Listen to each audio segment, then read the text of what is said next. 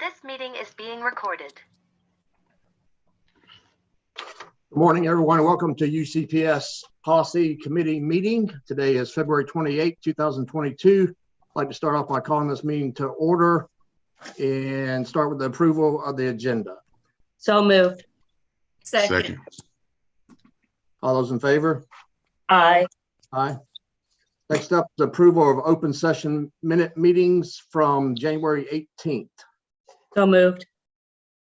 Second. All those in favor? Aye. Aye. Brings us policies for second review. Yes, good morning. The first policy we have for second review is policy 2-8, annual independent audit. This came to the policy committee last month and to the board on February 1st. We've received no input from stakeholder groups, and staff is requesting that this go for approval tomorrow at the March meeting. I don't have any questions comments. on policy 2-8. I don't have any questions. No. All right. Do- We'll move Are all we these going to do them as a group at or the end. at the end? Okay. Next up is 401, attendance. Okay, this one also came to the policy committee last month and the board on February 1st. The blue font are changes based on what the committee proposed at the last policy committee meeting. There's been no other input from stakeholders, and staff is requesting that this policy go for approval tomorrow at the March meeting. So I noticed that we added that for high school students, 75 minutes out of a 90-minute period. So the rest of the schools you're there half day, right? So is there a reason we did 75%? That's for period attendance for athletic participation purposes. Okay. And that's what I guess has been the process. Okay, I'm good. Does the North Carolina High School Athletic Association have any stipulations, or did you get this from the state, or who came up with the 75 minutes out of 90? That's been our practice apparently for years. We don't the High School Athletic Association does not have an attendance criteria for athletic participation and eligibility. I think that's correct, Dr. Breedlove. You can jump in if I'm misspeaking. But that is the language that was given to me by staff. Okay, so I've had two athletes go through Union County Public Schools, and we were always under the instruction that they had to be present 2 out of 4 blocks.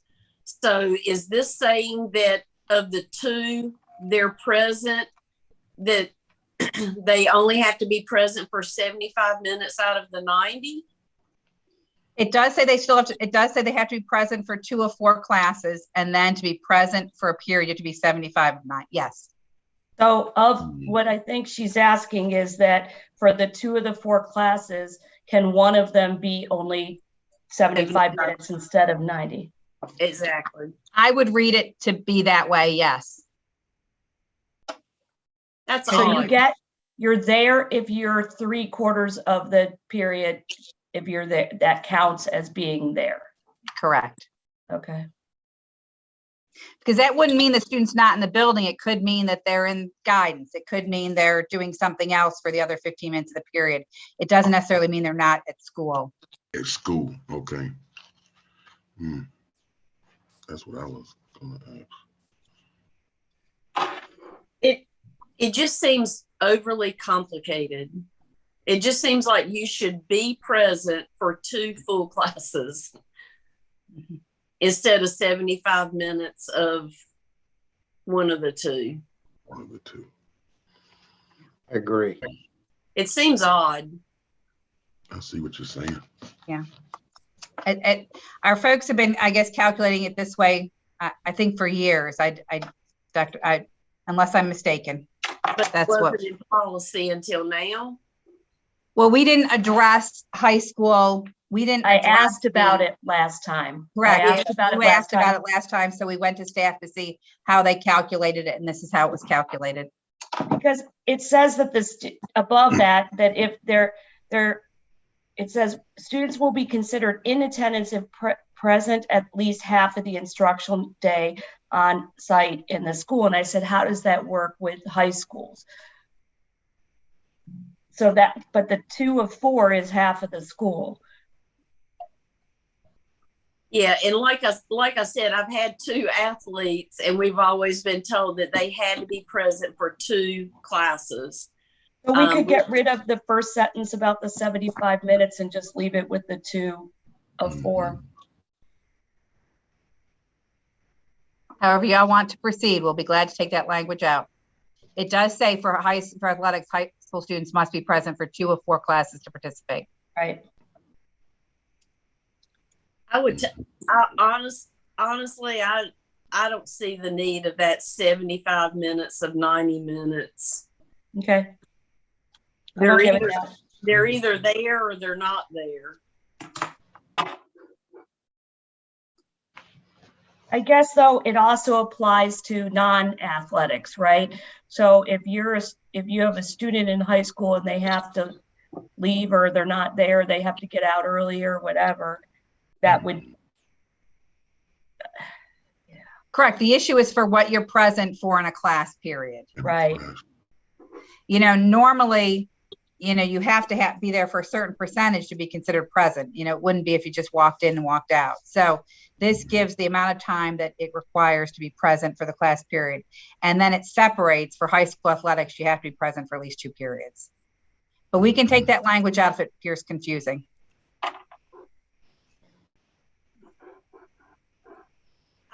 If that's the way the teachers and schools are doing it, then that's good. I didn't know that if you were in with your guidance counselor or somewhere else, I didn't know that a teacher could mark you absent if you weren't there for 75 minutes. Well, because the teacher doesn't know where you are. So they're not, you know, necessarily. So if you come in late or whatever, I'm just saying it doesn't mean you're not in the building.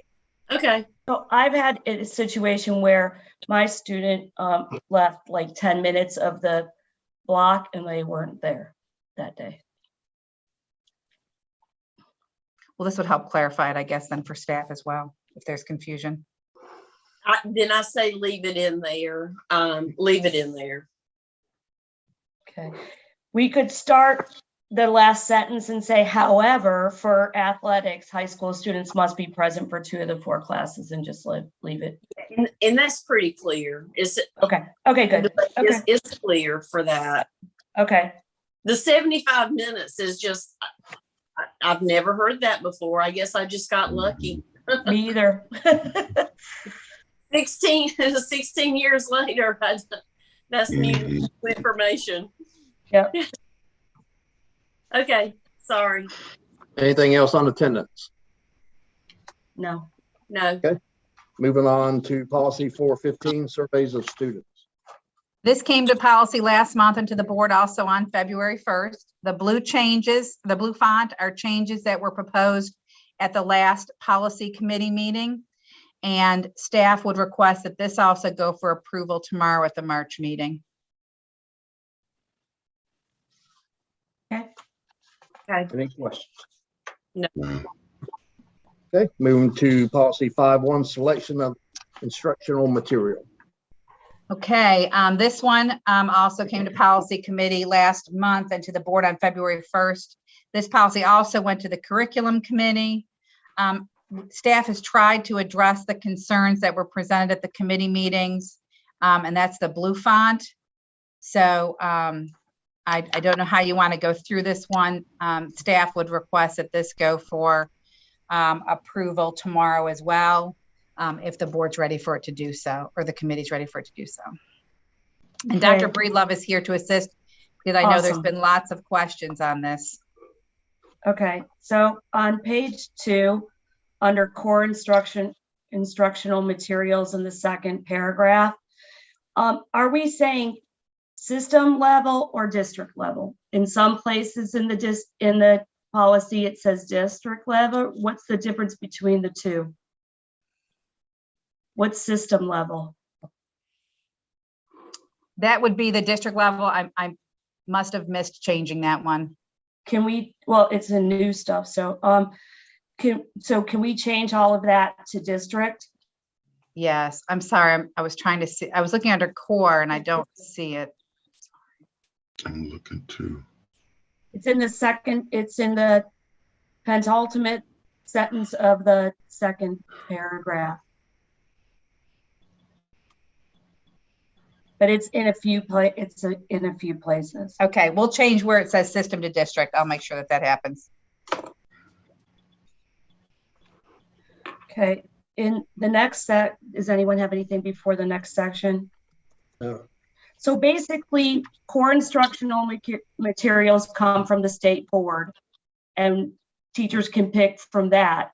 But in order to get something else in the core instructional materials, it has to go through Dr. Breedlove, correct? So I'm reading it right? That's correct. Well, that's correct. The core instructional materials are like our social studies standards that we've been reviewing. Those materials that are embedded in those standards are approved by the curriculum committee to be used.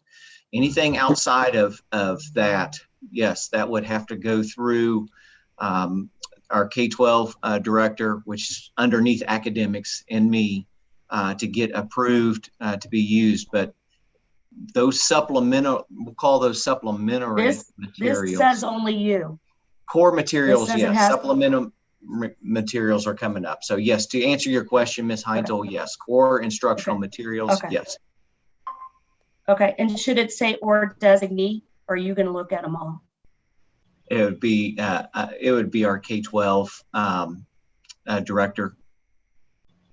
Okay, so we need to add that there. Yeah, Okay. I'll do that. In the next one, we added this. In accordance with state law, the board delegates the responsibility for coordinating the selection of media and recommended for addition to, and I'll leave it where it goes. I don't think it's a full sentence.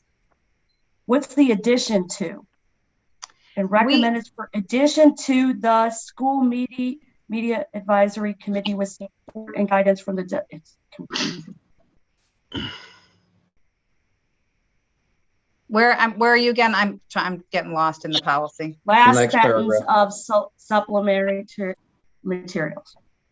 We changed purchase, the word purchase, to addition, because we were finding that there were books being donated to classroom libraries. There were teachers who were putting requests publicly for donations to the libraries. So we wanted to make sure that the process was considered even when it is a purchase or a donation, and the professional library should not coordinating an addition for purchase. Okay, so we and use I'm going to add addition to supplementary materials because you're okay, right. Thank you. Because it Thanks. said purchase and we just didn't. Yes. We use a defined term, school media advisory committee. Can you put a little reference where the defined term is in the back? Because we haven't used it yet. It comes back up on the next page. And so the school media advisory committee is made up of whom? Appointed by the principal, chaired by the teacher representatives of all subjects or grade levels, reps from the site-based teams, and could have students and other community representatives. I will tell you that I still struggle with who's on what. What base are we doing?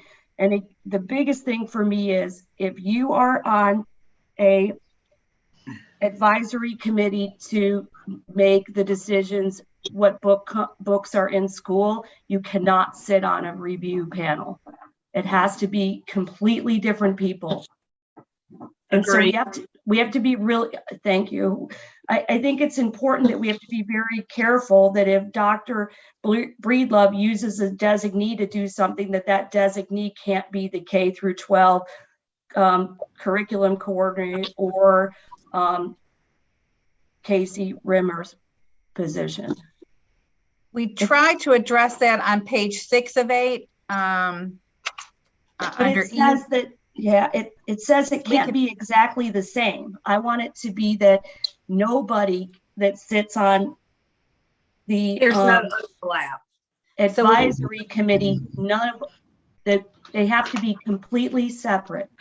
So would it be better for it to say, although there may be some overlap, the members of the school media review committee shall not be any of the same members as the school media advisory committee?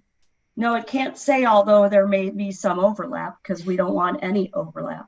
Some overlap in position, I think what we're talking about is overlap in like school-based, committee members or teachers in the title, but the members shall not be the same. Okay, So there may be some overlap. so you need to take out positions. exactly. Right? All right, so although there may be some overlap in positions, however, the members of the school media review committee shall not be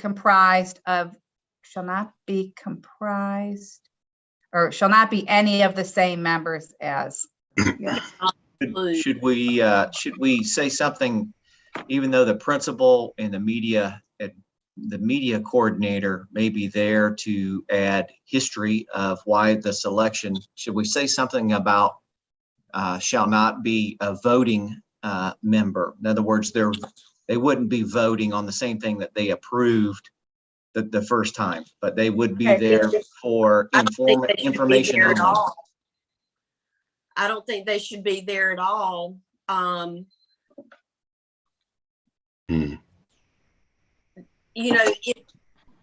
Because they're already biased. If they selected the book, they should.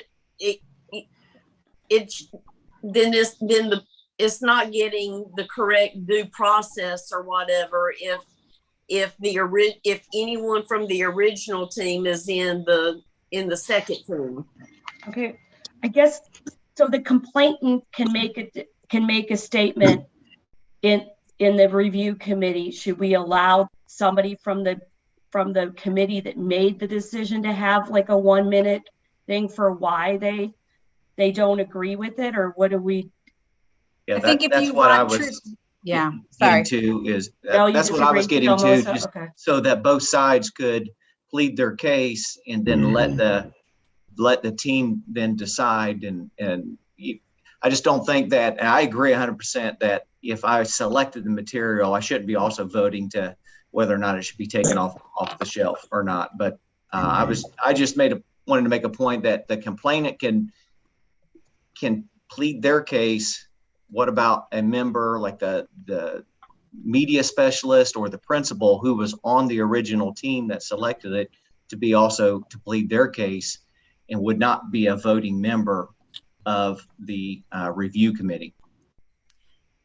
Then maybe they shouldn't be present during the vote. Yes, I agree. No, it should just be like the complainant. They can be in there just to say their side and then they're out completely.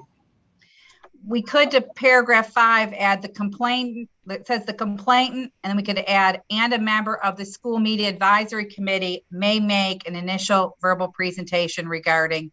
That way you're hearing from both sides. But they can't be in there for any discussions or anything else. Right. And so then I can change 6 to neither the complainant nor a member of the school nor the member of the school-based advisory committee may be present.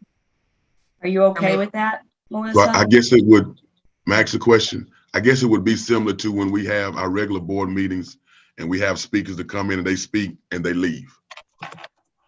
In a sense like that. Okay, Yes. Gotcha. Okay. Well, I was thinking about our appeals process too, Gotcha. that the board, Right. that the board, when we have our we hear the appeal, and the students and the parents leave, the principals leave, and then we discuss and then we vote. Yes, Yeah. Yes, Gotcha. I agree. Nobody can be there when they vote. Yep. So what I've Lovely. changed paragraph 6 to say is neither the complainant nor the representative of the school media advisory committee may participate in or observe the committee's deliberations unless invited to by the committee. But, and then you're gonna change. And I changed the paragraph above to Fine. say the complainant and a member of the school-based advisory committee may make initial verbal presentations. I don't know how I feel about the unless invited by the committee. I think that means is if they have to be called back in for questions, like, let's say that they were confused by something the complainant made, they can have that person come back in and answer their question. But we could do it, we could take that out too. I'm good with it. Because when I Or you read could that, say, unless both are invited to do so by the committee, and then you could have them either both in or both out. Or we can strike it either way. I think we should strike it. Okay. I mean, we don't have that in the appeals process. I mean, I just don't want the review committee to feel obligated or pressure to invite them back in the room just because that's in the policy. Okay. Okay. So What if the review committee, and I agree with Ms. Merrill about that, if they don't have to come back in, but can it be voted on if they want them to come back in? To make it. Well, my guess is if they had questions, they could reopen the Okay. original meeting yeah. and then close it again to go into deliberations. So if they had, if all of a sudden as they're deliberating, they said, oh, we should have asked them this, and they reopen the entire meeting, close it again for deliberations.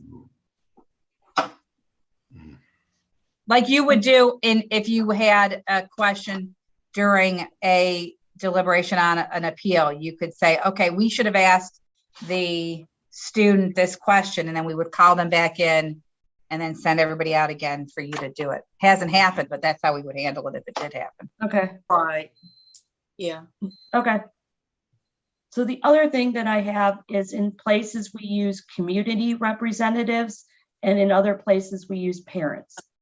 So do we want, so this is the School Media Advisory Committee is made up of, the committee is appointed by the principal and chaired by the media coordinator. It shall include teachers representing all, and this is on page 3, representing all subject areas and or grade levels, a representative from the site-based team, and may include students and other community representatives.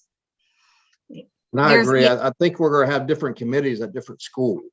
I think it needs to be more defined who's on these committees. Yeah, and there's community representatives and citizens is kind of in the policy, and it was there from before.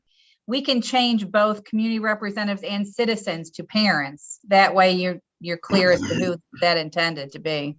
So my question is site-based. Is there's community representatives on site-based, or is it parents, or what is it? Anyone? I don't know the answer to that. It could be both, but 9 times out of 10, it's parents are on site-based.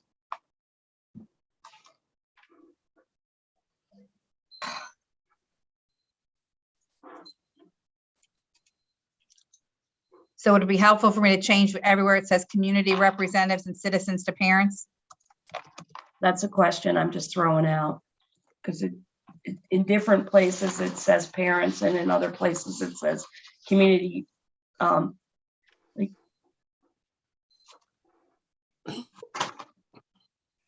So like on page 5, under procedures for reconsideration, it has parents have the right to determine. So what if it came from a community member that, I don't know. Mm-hmm.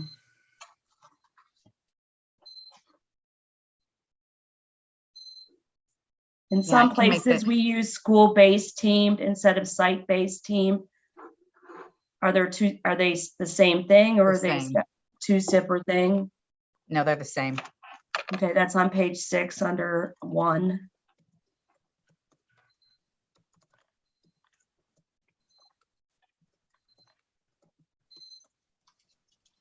Um, Some of this language, as I said, is old and just, yeah, as no, we I change know. things. Yeah, I know. No, it's okay. we didn't. And like, who can appeal up to the resource review committee? I'm confused. Okay.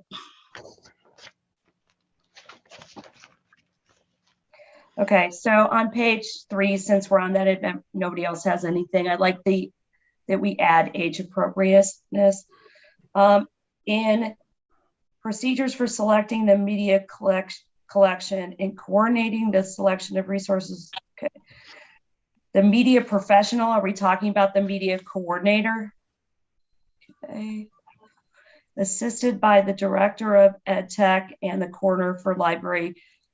So that's it, that's in that panel.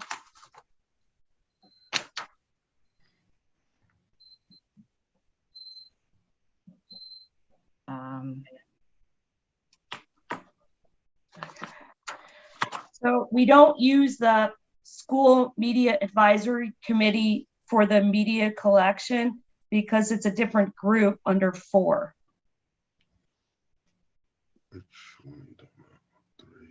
Am I confused? You can tell me if I'm confused because I didn't understand it.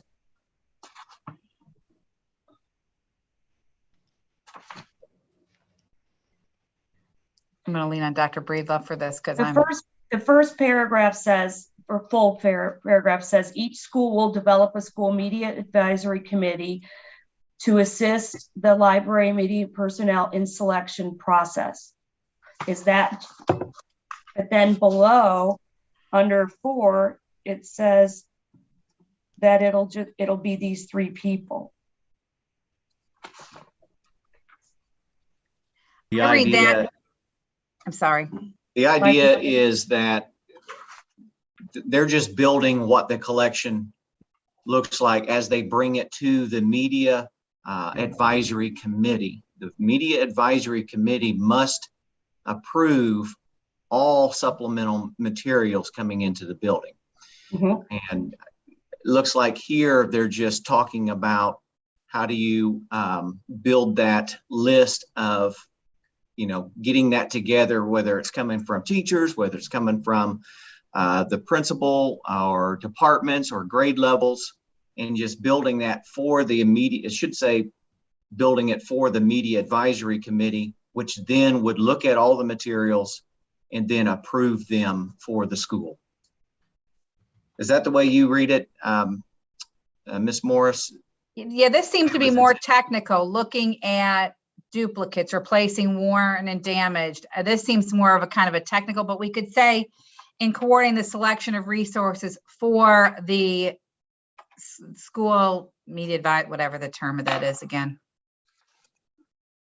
in that first sentence. Mm-hmm.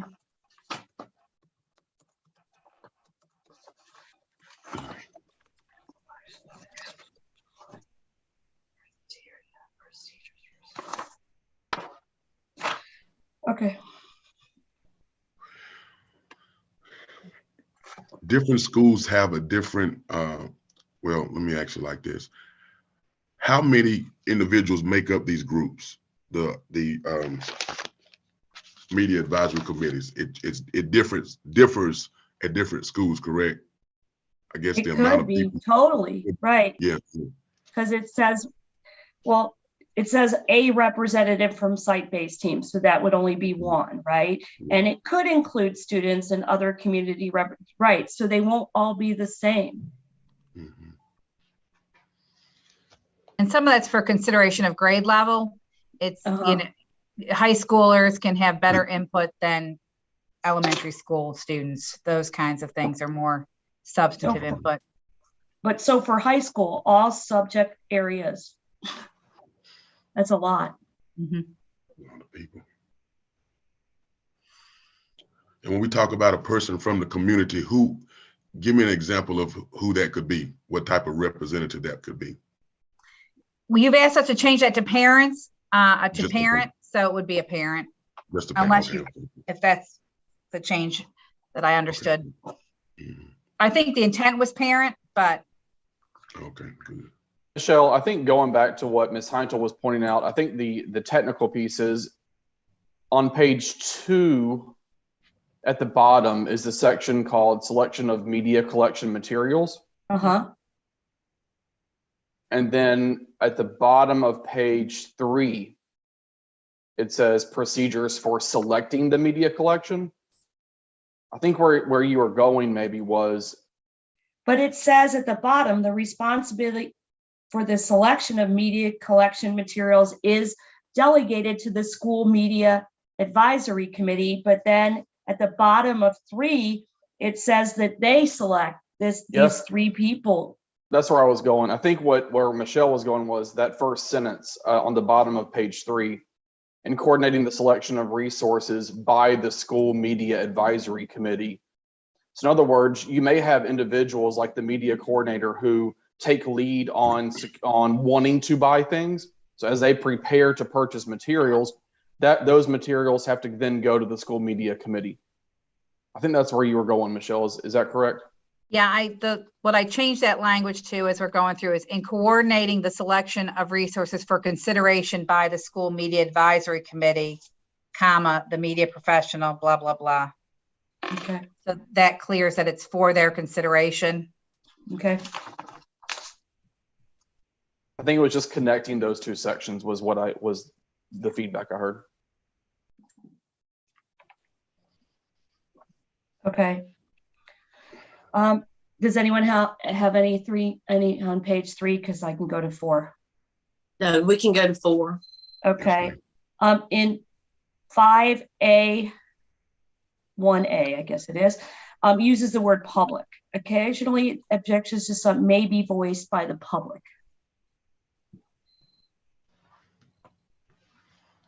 Yeah.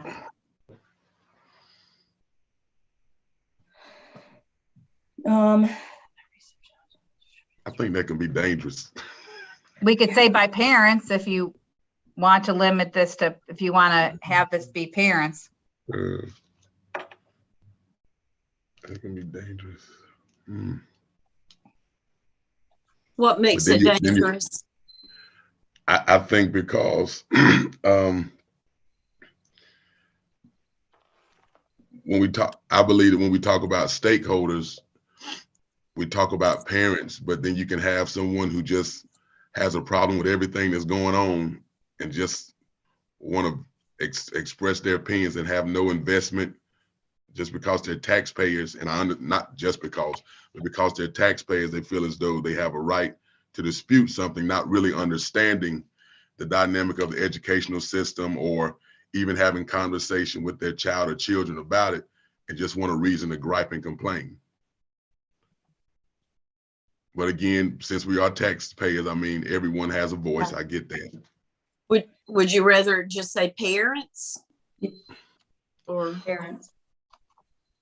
But then you have some people who believe in what's going on, so they do have a voice. So I guess my concern with that is because my children are no longer in the schools, does that mean I'm no longer a parent? Right. And does that mean Melissa doesn't have a voice? I don't Absolutely. know. No, I agree with you. Okay, we can leave the public there. I'm good. Yeah. Okay. On the next page, 5, I like the addition that in the event that a citizen or a parent or whoever is challenged the same book in multiple schools, the review will be handled by the district resources review committee, which I think is a good idea, because if it's the same books in every school, it would go up to the higher level. So it starts at the level of the school media review. You're not going to do that, because every school should, if it's all books, if there's a group of books that parents or community, whatever, have brought out, it should be the same decision across the schools instead of having different ones at every school. Is everybody good? I like that a lot. Yeah, I agree. It should apply across the district. Okay.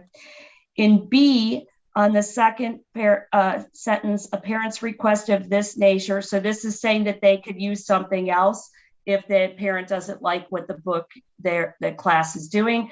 A parent's request, so it says parents have the right to determine that individual resources in the school or those of supplementary nature may not be appropriate for their child. A parent's request of this nature. So are we talking about an assignment here? Because it says a parent's request should be honored and another selection should be assigned to the child. I think it has a parent's request of this nature. It shouldn't be should, it should be must be honored. If the parent doesn't want the book to be read, the parent has the right to say, give my child something else. And we can change that to shall. So I have a concern.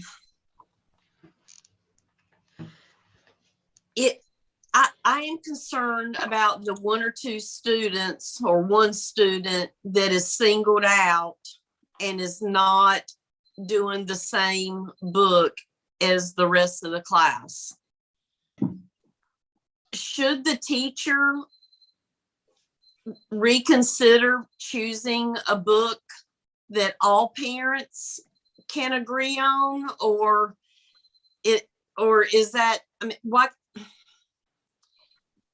This is a hard one, yeah. Yeah, this is very hard. I mean, I think sorry, go ahead. I feel bad. I feel bad for the student that is doing a class assignment by themselves. And who do they exchange their ideas or their conversations with, or their paper with, or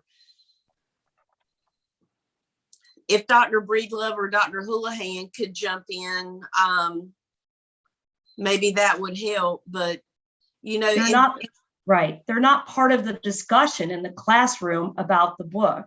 They're reading it themselves and answering questions, I assume, but they're not part of the discussion. I would, for me, I would be very hesitant to change that. I understand what is being said, and certainly we want to select materials that all students will participate in class discussions with. If we change that to say anything other than that, we may not find a material that everyone is going to agree on, and we will not make any progress in the schools. It would be on such lockdown at that point. I think going out and being proactive in continuing to work with our teachers to select materials, or to be out front early and say, okay, here are the materials that we will be using, in the next month or in that, and allow parents some opportunity to look at those. But changing that, I'm just very concerned on what that would do to the timeline that teachers they're under such great pressure to get standards taught and to move lessons along to get where they need to be by the end of the semester or end of the year. That would really slow things down if at any point, a parent could object to a resource and then the whole class has to stop and redo, or the teacher does. Seeing that play out over the course of the year could be very cumbersome on our teachers. And I do like the idea that a parent can get new material for their child if they object to a reading, and it should be done with discretion. I think that's the most important thing if that happens. And because what I'm hearing from parents is that their child has been pulled out of the class during the discussion of the book, so there is no discretion in this particular example. If the child is being pulled out of class, then everyone in the class knows that child is not reading the same book. And I think the key word that I heard you say, Dr. Breedlove, was being proactive. In that the selection of books needs to be sent out to parents well in advance of beginning the book, so that parents have time to look at it before it starts. Yes, ma'am. That's definitely a best practice for sure. So I have a question. So I'm assuming that we're talking, not necessarily just talking about a specific book, but an assignment that was given. Was it an issue at a particular school, or was it an issue across the district? The example that is most current that I'm aware of was at a specific school with a specific class where a book was chosen for an elementary classroom that probably should have been a middle school, high school book. And it was in an elementary classroom. So I'm glad we added age appropriation, because that's huge to be appropriate. Right. Okay. But if that had been, if that had been sent out to all of the parents in the class in advance, then the class would not have started that book, and the parents would have had time to say, we do not believe that our 8-year-old should be reading a 14-year-old book. So my question, Dr. Breedlove, is if this book, is it grade level inappropriate or just preference inappropriate? I guess, I'm sorry, Reverend Kirkpatrick, I didn't understand the question. Right, because I'm hearing about a book that was inappropriate for an elementary school, that there was some complaints. So my question is, was the book grade level inappropriate or preference inappropriate? Because grade level, age, grade level and age. The age, it was inappropriate for the age of those students. So my next question is, how did it, if that was the case, then how did it get approved in the classroom? Approved? Yeah. If that's the case. Well, and that's why we've added the age appropriateness language earlier, is to make sure that those kinds of things don't happen in the future. And again, this needs to be sent out well in advance, so that parents have an opportunity, before that book study begins. I agree. So let me ask this question. So what happens when we deal with those who feel that the book is inappropriate because they don't like it? How do we handle that situation? That's what this provision applies to. It gives parents the opportunity to request that their child not read that book, or if they believe it's on a larger scale inappropriate, they can go through the challenge of the book entirely. So the policy gives them two options. Okay. So where were we? I want to go back for a second to page 3. At the bottom, when we were talking about the selecting the media collection, if you go to page 7, these same individuals are the district resources review committee. And so our rule is that you can't sit on the review committee if you make the decision. So I'm a little bit worried about those two. That's why we added the further consideration by the school media advisory committee. They're just putting the stuff together, and then that committee will make the decision. But we can change it to make that more clear as well. Please do. Okay, I'll work with Dr. Breedlove on that.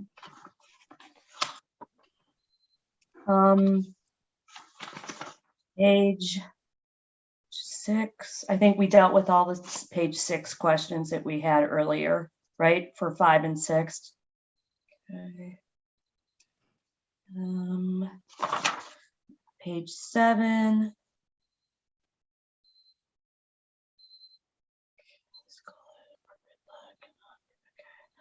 Okay, that was all I had on 7. Does anyone else have anything? No. I have nothing on anything else. Oh, wait. On page 11 in the, I don't even know, 11 of 8, is why is your recommended a better choice? What is that looking for? on So on page, the page is this before, on the form itself? well, on the Yes. page it asks before, it says, would you like the school to do, what would you like the school to do about this item? Not assign it to your child, not assign it, withdraw it from the collection. And then it says, would you recommend something in lieu of this item?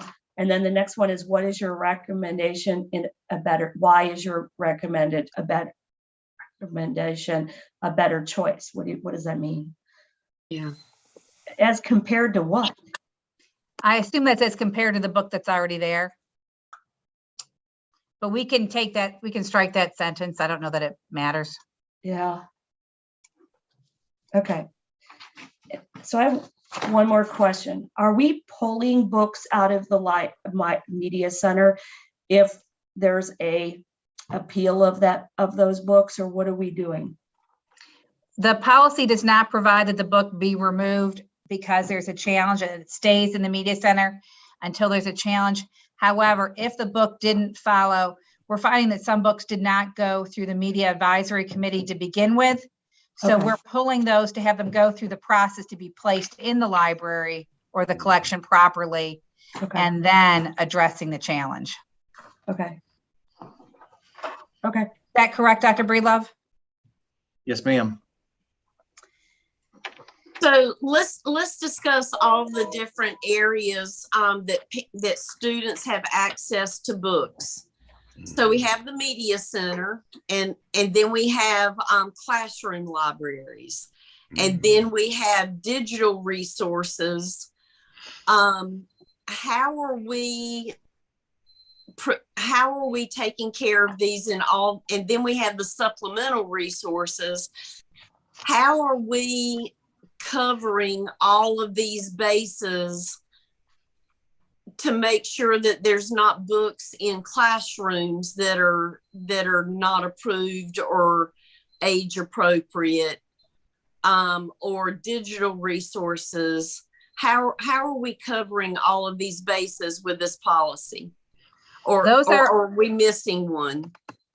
Classroom libraries, the supplemental materials that goes through the school media advisory committee covers media centers, digital, the district media collections, classroom collections, teacher selected resources.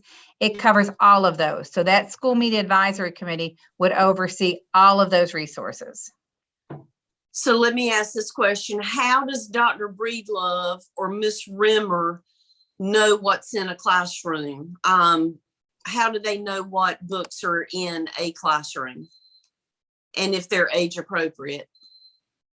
Yeah, we are, every school should have a list of what collections that they have. And so our media specialists are building those for the school to make sure that those are constantly updated. You know, this review around policy 5-1 has really put us in gear to find out what is in our classrooms. Do we even know? And what we found out is there have been donations in classrooms that we didn't know about. And so if a book, let's say, goes through this process for a reconsideration is removed, and we know that the library has a copy of that, that's easy. We can remove that. But what about if one was donated and is sitting in a classroom? So what we've asked all schools to do is build their entire list of what supplementary resources they have in their classrooms, in their book rooms, because at the high school level, you have book rooms that, you know, they have classroom sets of books. Well, what's in there? Have we even taken those into consideration? And so we get questions back, well, if a book is removed from the library, does that mean it's removed from a classroom set? Yes, if it's being removed, it's being removed, and all copies in that building need to be removed.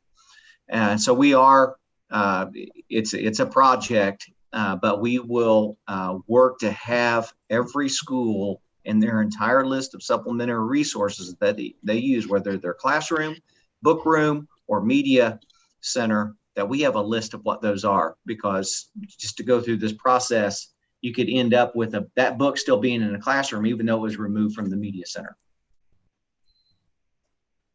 That would be a problem. And so I just wondered, you know, what is your process going to be to make sure that it's not moved out of the media center into classrooms? Yes, ma'am. Once we have that compilation of what's in each school, we'll be able to better manage it. Okay. Okay. Thank you. Yes, ma'am.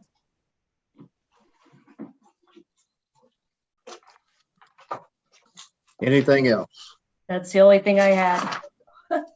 And I just, we've gone through the individual changes that I'm going to make. I just want more policy-wide changes, make sure I have the correct direction from the committee. I'm changing system to district everywhere that's located. I'm adding definition locations, i.e. where if a committee is defined in one section and referenced earlier, I'm going to say see definition in section whatever below. I'm going to conform school-based team to site-based team and make sure that those are all consistent. The one I had the question on is, am I changing community representatives and citizens to parents, or how am I addressing that change? Or am I leaving it as is written in the policy currently? I'm leaning towards public because,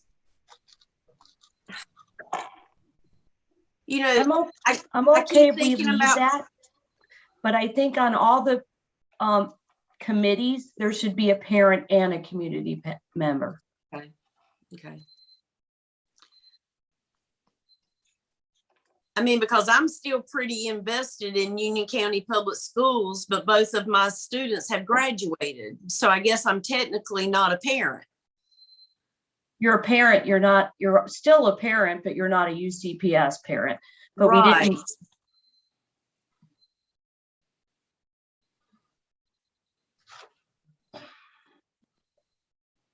So I'll leave that language then as it is in the Okay. policy. Okay. So one last question that I have. So let's say a teacher has chosen a book that the whole class is going to read. Do they send a form home for all of the parents, you know, to agree for their student to do this, just like a movie? Because I remember, you know, anytime a movie was going to be shown in the classroom, I would always get a letter home and I would sign off on it and send it back, you know, approving for my students, you know, to watch the movie. Do we do this for books? And would that be an added layer of protecting the teacher that they, you know, this went home? Are we doing this for books like we do for movies? I think that the policy for movies is if it's a certain rating, and I don't have it in front of me, if it's PG-13 and above, I think I could be wrong, but I think that's what it is. Okay. I don't know that we do that for books. I mean, I just wonder if that would be the added layer, because we were talking about being proactive. You know, I just wondered, you know, if that could be, you know, I certainly don't want to create more work for our teachers, but I also don't want to cause a problem for our teachers if they get into the lesson plan and then it becomes a problem. You know, should a form or an email or something go out that, you know, the class in 2 weeks or 3 weeks, you know, will begin this book study. I don't know. And I think, you know, I think that's where, you know, part of the problem is movies are rated and books are not. And I know we can't solve that problem, but it certainly does make it easier for movies, you know, that parents get to sign off on it or not sign off on it if they do or do not want their child to watch that movie.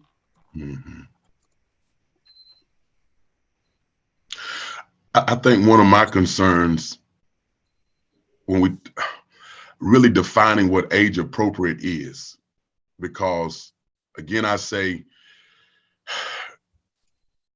there's a difference between age appropriate and preference appropriate. And I believe that our faculty and staff, those in the media, our media specialists, as well as our teachers, I do know that they do meet and they have weekly meetings and what have you, and they talk about different things. And I really believe that I know they're not trying to, I know they're not teaching hustler or anything of that level, but we do have, and that's why I'm looking at this review sheet at the bottom, you know, about, you know, rating the books and what have you. And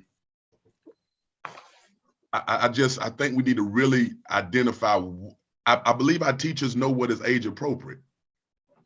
Would you agree with that, Dr. Breedlove? I mean, I believe that the books and the literature that our students have been given and are going to be given are books and videos that's on their grade level, and it will give them an opportunity to expand their minds and to have healthy dialogue, hopefully in our classrooms, to be those great world-changing citizens that we invest in them to be. So I think, like I said, one of my challenges is really defining what age appropriate is. Is it not age appropriate because I don't like it, because of this or that, or is it really academically age inappropriate for our students? I hear what you're saying, but Yes, ma'am. unfortunately, we have found some classrooms last semester that were reading books that were inappropriate for that age group. So I think the problem, Reverend Kirkpatrick, is you know, books don't have ratings, but for, you know, for a 3rd or 4th grade student, they certainly should not be reading a 10th grade or 11th grade book. And unfortunately, that has happened. It has happened. If you could, Ms. Merrill, when you have time, if you could, I would love to know what that book was in elementary school. I would love to know what that book was. Absolutely. We can talk ma'am. after this meeting. Yes, ma'am. And it may help, Reverend Kirkpatrick, on page 5 of 8, there are websites that are listed that rate books by grade level appropriateness, and that's where we'll be getting the age appropriateness from. Common Sense Media is one that we added to that. The American Library Association, those things, if I'm not misspeaking, Dr. Breedlove, those give grade level appropriateness. So when we're looking at age appropriateness, we'll be looking at those resources which already define that for us. So a teacher doesn't have to decide on their own whether something is age appropriate. Some of the books talk about sex, and there's families that don't want that. I mean, religiously or anything else, they don't want that. So we have to find a way to make sure that every student can participate in school that with a book that doesn't have things that are against what their values and agree. And we've had parents come to us, Reverend Kirkpatrick, even in appeals, where their student had read a book about, you know, shooting up schools or bringing guns to schools and, you know, making threats. And then their student, you know, repeated that or used that in the school and then was disciplined according to policy. And then the parent and the student showed up in appeals. And, you know, we asked the student, why did you threaten your school? Or why did you threaten to bring a gun to school or to shoot someone or to shoot your teacher? And the parent and the student told us, you know, they had checked out a book and read about it, you know, from our media center. So how does a parent defend their student when our schools provided them access on, how to shoot up their school.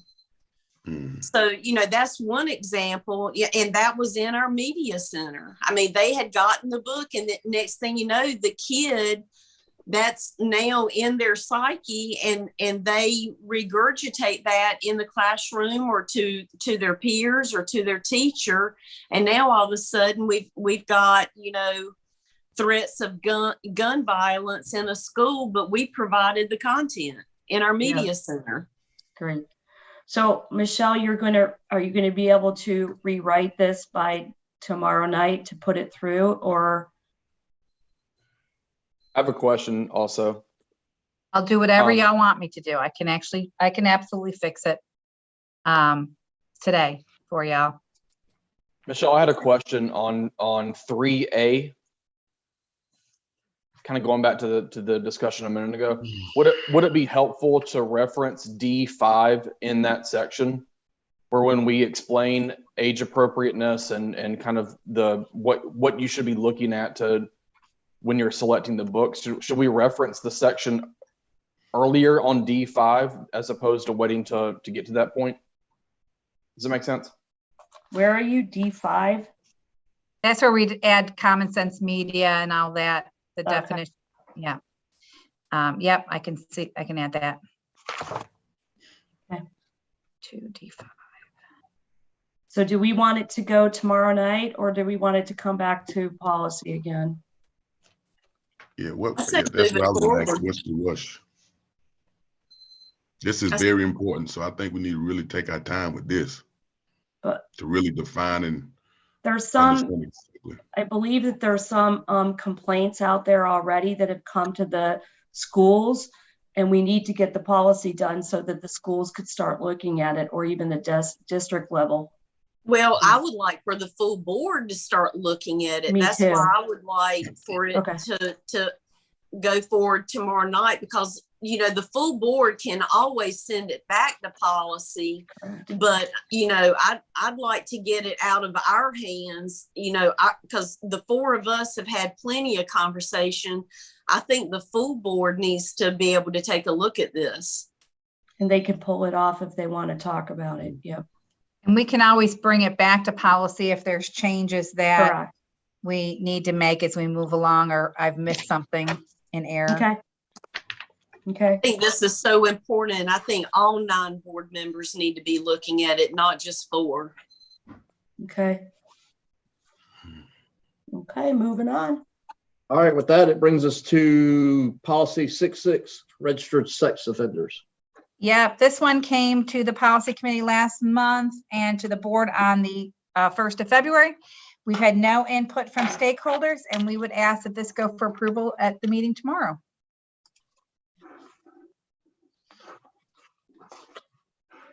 So do you need a motion for all the policies for second review to go to the Board of Education tomorrow night? Yes. Please. Hey, Kathy, can we hold just 1 second? If everyone could please go back to policy 4-15 on surveys of students. I apologize. I have a question. We moved pretty quickly on this one, and I'm not sure that I'm clear on 4-15. Okay. I am on page 2. And I'm a little bit unclear on parent providing written consent. It says that parental consent before a student is required to participate in any Department of Education funded survey, the parent or eligible student must provide prior written consent. Well, how does that apply? Because we got a lot of complaints over Panorama, and that was not a survey that was funded by the Department of Education. That was a survey that Union County Public Schools entered into a contract. So are we saying for a survey such as Panorama, which I know we're no longer doing Panorama, but so I'm going to use them as the example, because that was not initiated by the Department of Education. Is that suggesting that we don't need parent or student consent? And the only reason that the Department of Education is referenced here is because that's what federal law says, is that for Department of Ed surveys, we need parental consent. That's why that's referenced there. But but again, let's use Panorama as the example. That was not funded or initiated by the Department of Education. So is that saying that Union County Public Schools does not need to notify parents and get consent before we send out the Panorama survey? That concerns me. Yeah, the next paragraph says that if it's not required, i.e. a Department of Ed survey, the parent must be given an opportunity to opt out. Where's that paragraph? If it's the red paragraph right below where you just read. It says if prior. I didn't track with you. I wasn't sure where you are because I didn't hear if prior written. I'll see it. Yeah. Can we just go over that one more time? Because I wasn't with you. Yeah, it says if the prior written consent is not mandated for a survey, and then it goes including involving a protected topic, because the survey is either not required or not funded in whole or part by the Department of Education, the parent or eligible student must be given the opportunity to opt out. So that goes back to the discussion we had last time. Why isn't it opt in instead of opt out? If it's not required, why shouldn't parents opt in instead of opting out? And that's a decision that you all can make. That's just the proposed language. So I just struggle with, I just see this saying, well, this isn't funded by the Department of Education. And we haven't had any parental complaints about surveys from the Department of Education. We've had complaints about surveys that Union County Public Schools entered into. So is this a way? I just feel like this is another way to get Panorama back in because we don't need parental consent.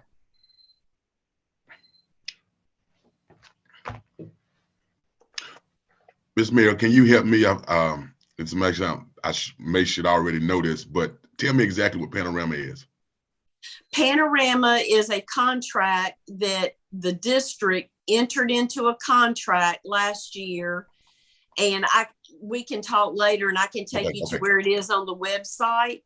Okay. But we had entered in where we were going to do a fall survey and we were going to do a spring survey. Okay. And Panorama, there were a lot of problems. There was a lot of national problems with parents across the country being very concerned about some of the questions that Panorama was asking on these surveys. With that being said, gotcha. I think Union County Public Schools staff did a very good job with our surveys. Mm-hmm. And I did not find any explicit questions on our particular survey, but a lot of parents across Union County Public Schools did not want us spending money with Panorama because of their history and some of the questions that they were asking in neighboring districts. Now, again, they were not in our particular survey, but I'm just trying to understand this policy that because the district entered into this contract and it was not the Department of Education, is this a loophole for the district to do surveys and it not require parental consent? If prior written consent is not mandated, the parent must be given an opportunity to opt out. And, you know, and I've mentioned this in several meetings, so I'll just defer to the rest of the committee. Do we want the burden to be on parents to opt out? Or do we want the burden to be on parents to have to opt in? So John, just so you understand, typically when we want students to have to fill out surveys, it goes on their Chromebook and they can't get into their Chromebook until they do it. Gotcha. Okay. It locks them out of their device. Until they do the survey. Okay, they do the survey. Okay. And I mean, so it's almost holding the student hostage until they do the survey. And so I could see students doing the survey just so that they can access their assignments or turn in their homework on time to get their grade without their parental consent.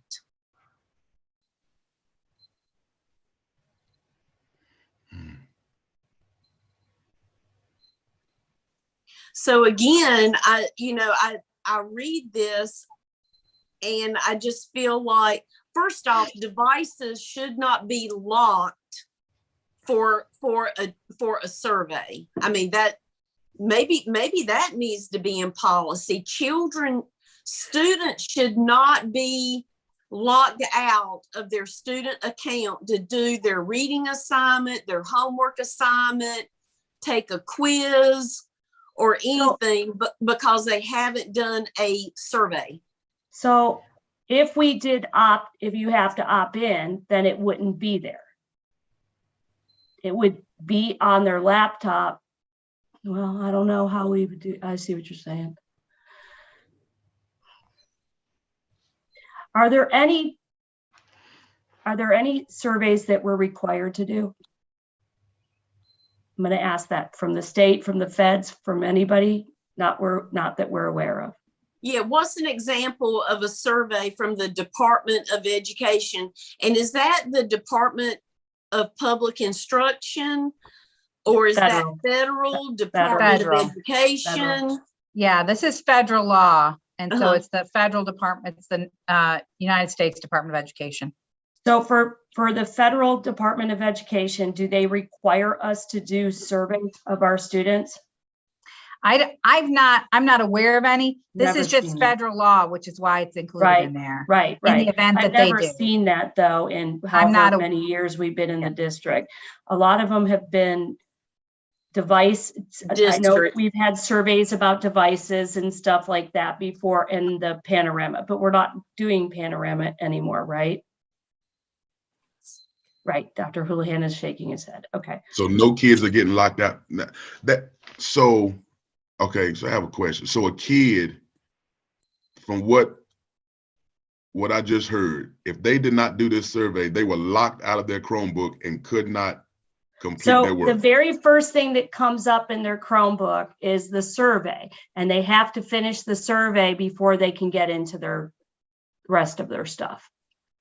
Let me give you an example. So at the end of the year, at the end of the year, it's my understanding we do an end of year student survey, I believe for 5th grade. Dr. Breedlove, you have to help me out. 5th grade, 8th grade, and maybe 10th or 11th. And it's kind of like a culture climate survey about their perceptions of their school and their teacher and their principal. And it's data that schools can use to help make changes for the next year based on student feedback. I think that, well, two things. One, as a way to get as many responses as possible, that survey is front loaded on the Chromebook on the first day that it's available, and the kids answer those questions in their homeroom or when they begin the day or sometime before they proceed on to their assignments. I think the second point is is, the discussion of opt-in versus opt-out. Anytime you do a survey, you want to try to get as many responses as you can in order to validate the survey and to make it statistically somewhat significant. So I guess the question is, if you go into an opt-in, would you run the risk of not having enough responses just because people don't know, because it would either A, be a new process, or B, the amount of communication that you would have to send to parents, et cetera, to make sure they understand that they have to opt in? Just a question. But I think that's part of the issue is anytime we do any survey, statistically, you want to get as many responses as you can.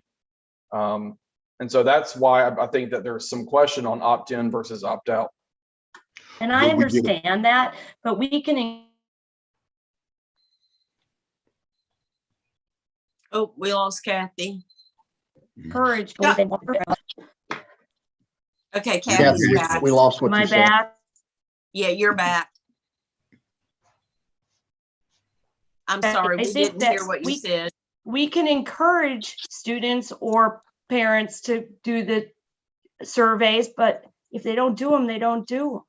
I just think I don't that think we should ever lock a student's access to their to doing their instructional education over a survey. But the information, Dr. Houlihan, that they're asking, it's to help improve and to get data about their school, correct? The one that I mentioned, the end of year student survey, is data that the principal and the leadership team can use to help make improvements. Other surveys, I'm not aware of Chromebooks being locked. If that's Right, a practice, that we need to seriously consider that, because I'm not aware of that. oh, for sure, that's how we do it. I don't think a minor should ever be forced to divulge confidential minor I'm here to- information about themselves or their family or their siblings or anything without parental consent. Okay. So do you want to add opt-in to this, Melissa? I think we must have parental consent. And I would say opt in if it's not federally or state mandated. If these are district surveys that are not necessary, it should be opt in, and minors should have parental consent. I agree. And I have to leave in 10 minutes, just to let you know, sorry. Okay. So that's all I had for 4-15, but we may have more conversation Tuesday night. So am I changing this to opt-in? Is that the request of the committee? I would like think that. I would do a control F, and anything that says opt out should be opt in the entire policy. I think that's the only part, but I'll check. Okay. Thank you. Okay. So Kathy, then, you want to make your motion? yeah, I move that we send the policy 28, 41, 41, 415, 51, and 66 with the corrections or as amended to the full board tomorrow night for second review. Second. All those in favor? Aye. Okay. Brings us to policies for first review. First one up is 5.1 duties of chair. I'm good with this. Okay, yeah, these are all part of the regular review of policies. And there's a couple new provisions in this. For example, that the chair can call special meetings. The rest is just moved around to try and make it more clear. And so staff is requesting that this go for review at the March meeting tomorrow. Any questions? No. Can we add that? Can we add that the chair takes us to dinner once a month? I'm just saying. Yes, we can. Yes, we can. Donna takes care of that for y'all, right? I know. Lunch or dinner. Lunch or dinner. Okay. Next up is policy 1.8, election of officers and voting method. Yeah, this again is part of the regular review, and the change in here is based on a change to case law, which details how a board member, when a conflict exists and how they must handle it. I'm good with Any this. questions? None. Looks good. Yep. Policy Okay. 112, public participation at board meetings. And this policy, the revisions are based on your changes at the last meeting, removing the group speaker time, and just having the 3 minutes. I've also revised, I think it's on page 3 of 5, to put the new online platform so that it, doesn't tell people to contact Donna any longer, that it's clear that they have to go through the sign up sheet on the platform. I like the changes a lot. Thank you. I agree. Last up is policy Okay, I'm sorry. 117. I'm sorry. No, my fault. This is also part of regular review, and the change is just a change based on the change in law of the terminology. And so we would ask that this go for review at the meeting as well tomorrow. Yep. Great. Sounds good. Okay, so I move that we send 1.5, 1.8, 1.12, and 1.17 to the full board for first review. Second. All those in favor? Aye. All right, closing items. We're going to take policies to the full board. 2-8, 4-1, 415, 51, and 66 to the full board on March the 1st. And then we're taking policies for first review to the full board, policy 1-5, 1-8, 1-12, and 1-17. Our next meeting scheduled for March the 15th, 8 o'clock via Zoom. And I'll entertain a motion to adjourn.